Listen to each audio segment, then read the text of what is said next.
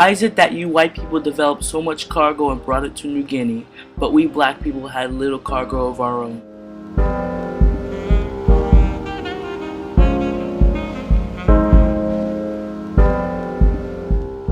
Jared Diamond tries to answer Yali's question by talking about how history and geography, food production, and government/society throughout his book influenced how civilizations grew as a whole.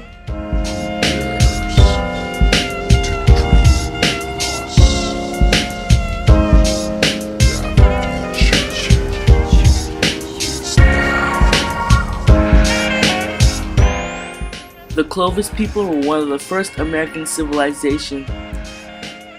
They exponentially grew as a hunter and gatherer society and thus had to migrate down to parts of Mexico. Clovis remains were scattered around parts of the US down to the ends of Mexico.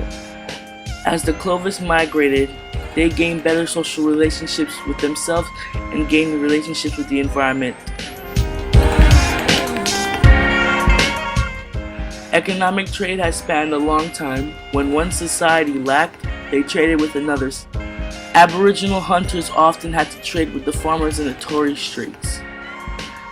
This is because a farmer could supply a whole village for a few days to weeks, but hunters could only bring in small to large finds, or none at all.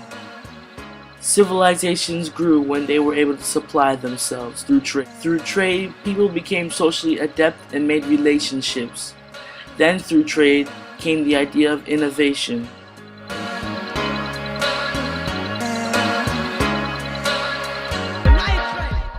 Much of human history has consisted of unequal conflicts between the haves and have-nots, between people with farmer power and those without it.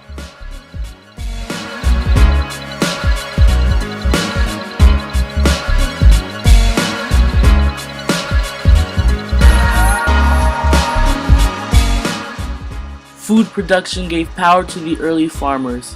Supplementary farmers were farmers who could provide for their family and for those around them. The southeastern part of the US was one of the many centers of early food production.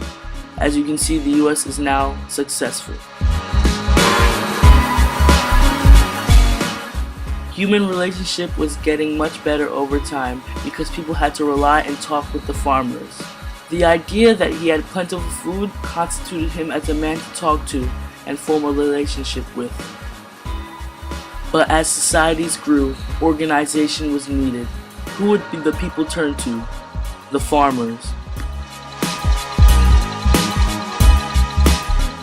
As societies formed, they started out as settlements, then moved on to chiefdoms and furthering into kleptocracy.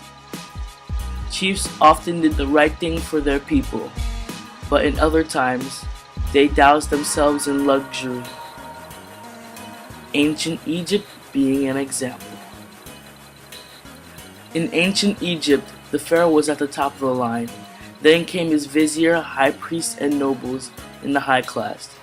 Then priests, engineers, doctors, scribes, and craftsmen were of the middle class. Lastly, slaves and farmers came in the line. They had little to no power, and they were often poor and mistreated by the pharaoh and other high class. The idea of money and power caused corruption and thus abuse of power. Human relationships seem to sour. In perspective, power is nothing but an idea, and those who let others have it are powerless to stop it. An identity belongs to only one person and answers who, what, when, where, and why. However, a country or society can have its own identity.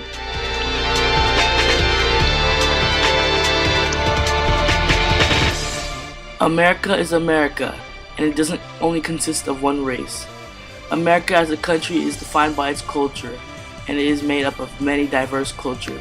China is also unique. It has never been conquered, thus retaining its own self-unity. Identities are a form of information, and we use this form of information to communicate and identify. As a human, knowing who you are and who the person next to you is key to life. Yali may never have a definite answer to his question, but these 5 classifications may someday in the future help him realize why some societies have advanced further more than others. Each civilization is unique to itself. Some enjoy hunter-gatherer lifestyle and others do not.